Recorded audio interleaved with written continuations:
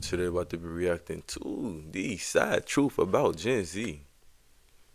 I'm genuinely curious to see what they gotta say, so let's get straight into it. So, I think Gen Z gets written off as dramatic a lot, but if you actually look at the stuff people our age are scared of, it kind of makes sense. This isn't random anxiety or being soft. A lot of it is very real, very structural, and very hard to ignore. We're the first generation to grow up watching everything get documented, archived, priced out, automated, and judged in real time. Housing feels unreachable, relationships feel unstable, one wrong move can live online forever, and on top of that, you're constantly being compared to people who look perfect and yeah. But being a part of Gen Z, I feel like we learned a lot of this early on in life, like middle school, maybe high school, maybe elementary. Shit, you know what I'm saying?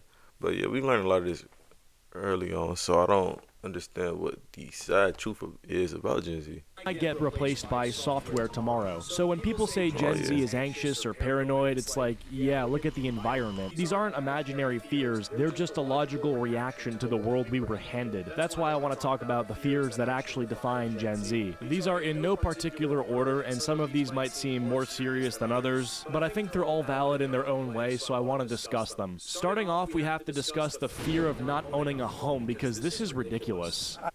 It do. Yeah, it do get treacherous. Fortunately for me, I'm a homeowner. I own this condo that I'm in right now. Thank you to God and the wonderful mother that helped me through the process. But let's see what he's talking about. I want to drive housing prices down. I want to drive housing prices up. Up A higher? new survey Come found on, that bro. 21% of respondents believe World War III is more likely to happen in the next 5 years than them buying a home. Nearly the same share think they'll be more likely to win the fucking lottery in the same time frame. I don't understand how it's possible that you have people entering the workforce in Gen Z in the United States that are not even sure if they're going to get to have a house. Gen Z is the first generation that never had a realistic path into homeownership. Yeah, man. Don't. Again, I own this home, but it's like, bro, the housing market is so freaking crazy, bro. Like, the inflation really did a number on the economy. I'm gonna tell you that. You won't truly know until you go do some digging yourself. You're gonna be like, they want 150 for that. They want 100K for that. They want $250,000 for that. Really?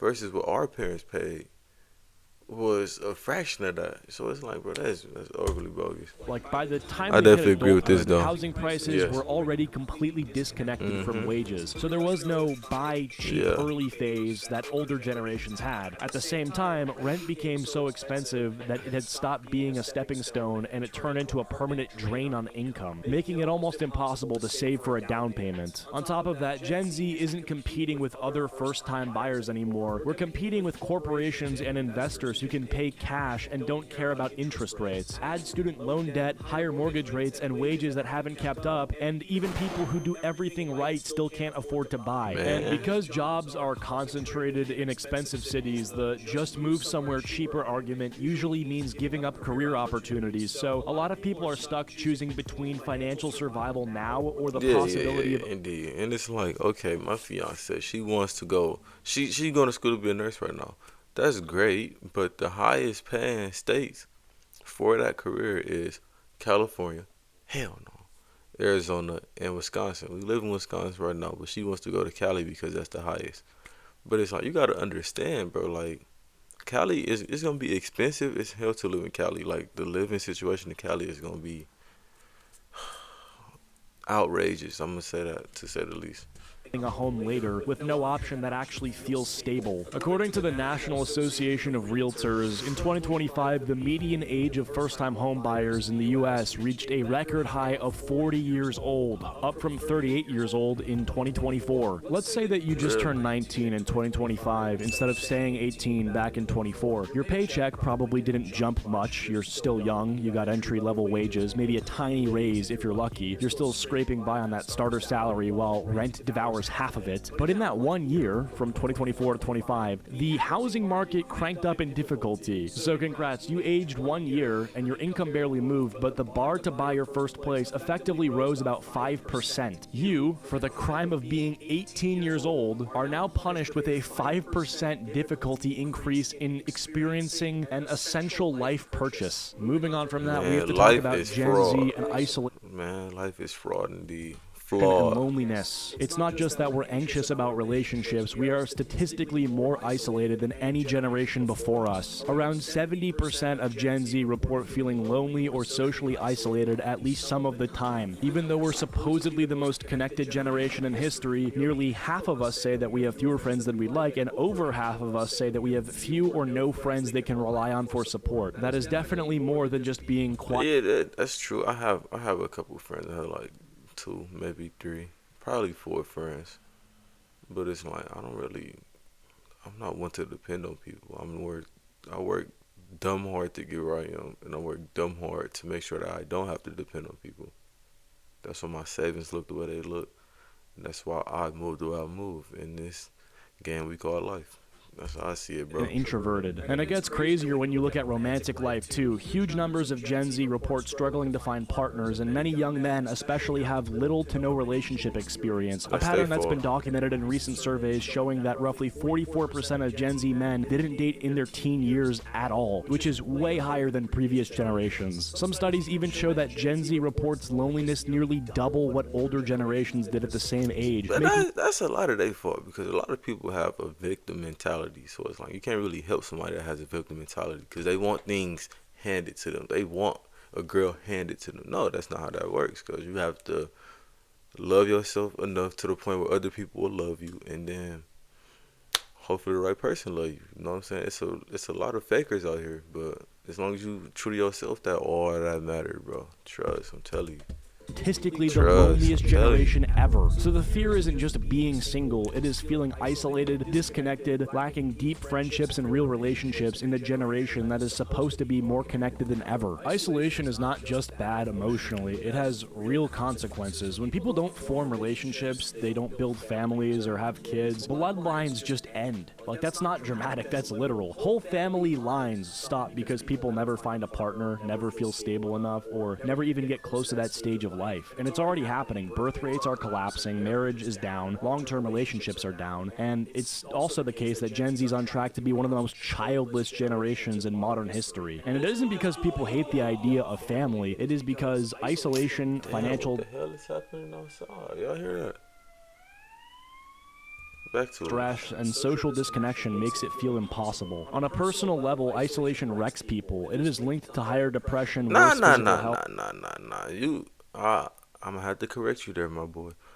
You say isolation wrecks people. I would say isolation, it builds people. You know what I'm saying? You have to go through a period in life where you're isolated and get to know who you truly are, to understand things that you actually like and the thing that you actually want to do in life.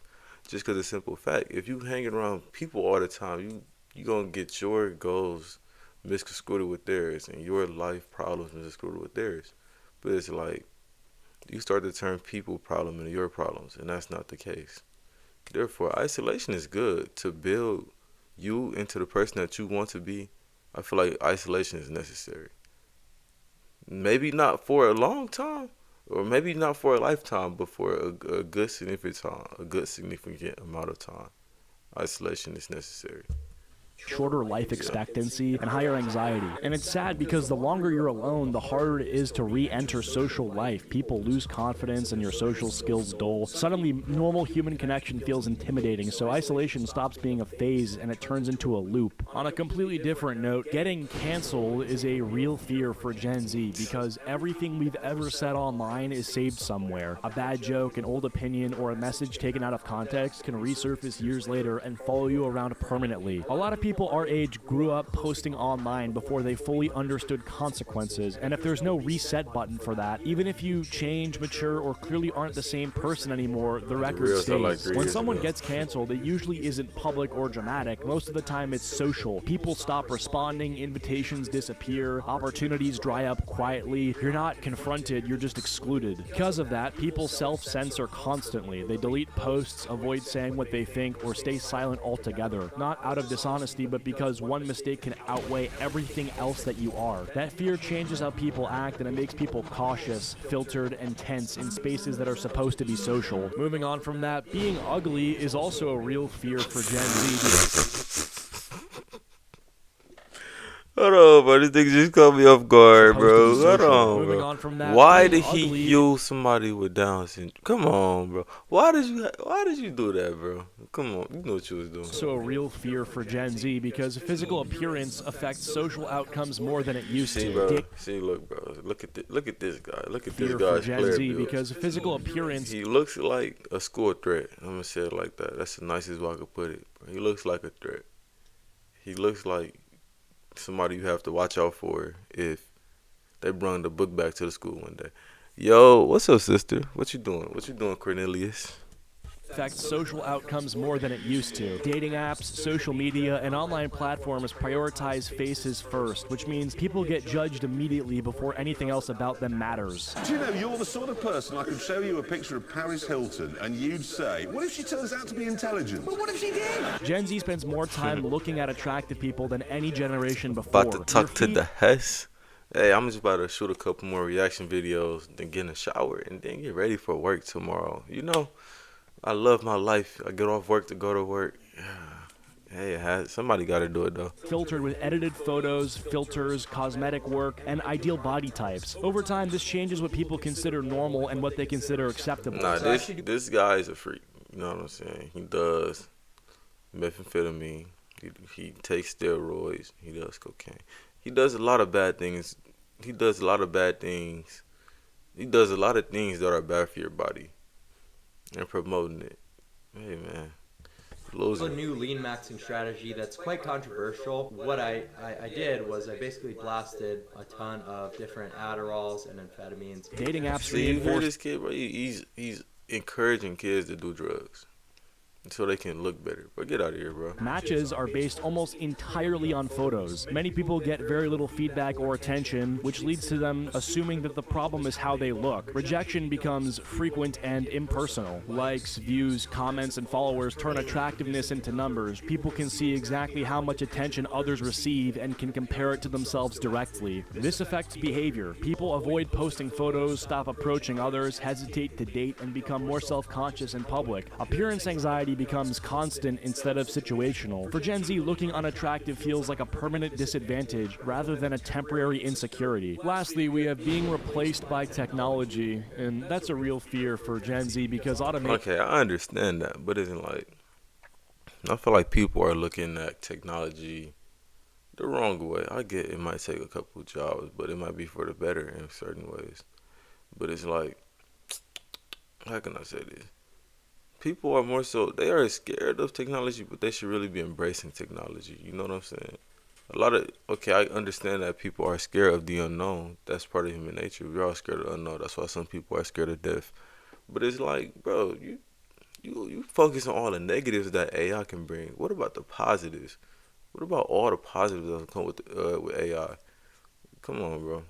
Just give it a chance, bro. Just give it a chance. and AI are hitting right as we're trying to build I career- love AI. I love ChatGPT. You know what I'm saying? Just give it a A lot of chance. people are spending years learning skills that software is now able to do faster, cheaper, and at scale. This creates constant uncertainty. Even people who are competent and hardworking don't feel secure because usefulness is no longer permanent. Skills expire faster than they used to, and staying relevant feels like a moving target instead of a The fact that they missing that up close is crazy. These niggas just empty out the whole clip on each other and then hit one shot. They fake beefing cause they fake stable ops. path. Like AI changes how people value themselves. When software companies can replicate creative work, problem solving, or communication, people start questioning what makes them necessary, and that leads to What even makes it more anxiety. necessary? AI is necessary because it will boost the speed progress on our evolution. It'll basically speed up evolution. You know, that's what makes them so great and necessary.